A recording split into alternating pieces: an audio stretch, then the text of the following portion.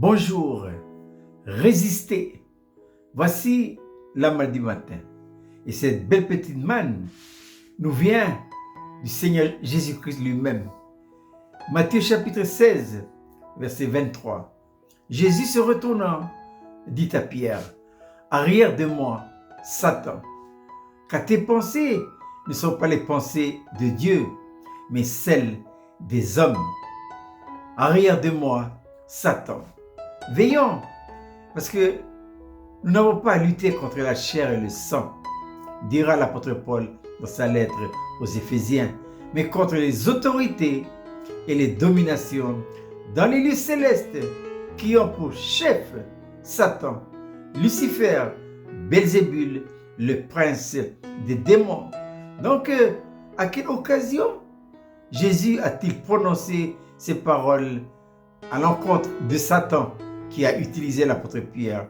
C'est juste après la révélation. C'est sur le chemin de Césarée de Philippe où l'apôtre Pierre a reçu cette belle révélation du Seigneur Jésus-Christ. Et juste après, Jésus commençait à raconter à ses disciples, à les préparer en vue des événements futurs où lui, il va aller à la croix.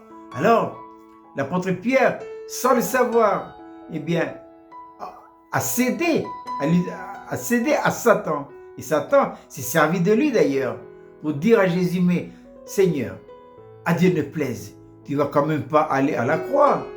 Prends soin de toi. Il ne faut pas aller à la croix. Jésus est venu dans la rédemption. Il est venu pour faire quoi? Pour accomplir une autre rédemption à la croix de Golgotha. Et l'ennemi sait. C'est pourquoi il va tout faire pour empêcher que Jésus aille à la croix. Il n'est pas arrivé. Et comme il a échoué en Christ, il va maintenant se retourner vers qui? Vers l'Église. À partir du moment où nous avons reçu dans notre cœur une claire révélation de la personne vivante du Seigneur Jésus-Christ et de sa mission, que le véritable combat spirituel est engagé. Attention, l'ennemi c'est un être invisible, mais il nous utilise. Il utilise nos facultés. Pensez à l'apôtre Pierre. Satan a utilisé les facultés de l'apôtre Pierre et notamment sa vie naturelle, sa chair à lui.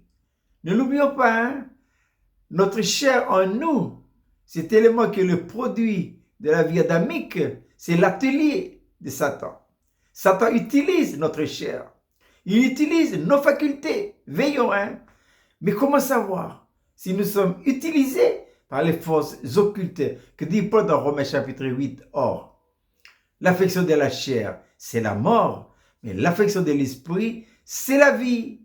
Je répète, cette belle petite manne pour ce matin, pour nous tenir en éveil et résister. Matthieu 16, 23. Jésus, se retournant, dit à Pierre, « Arrière de moi, Satan, car tes pensées ne sont pas les pensées de Dieu, mais celles des hommes. » Je vous souhaite de passer une agréable journée.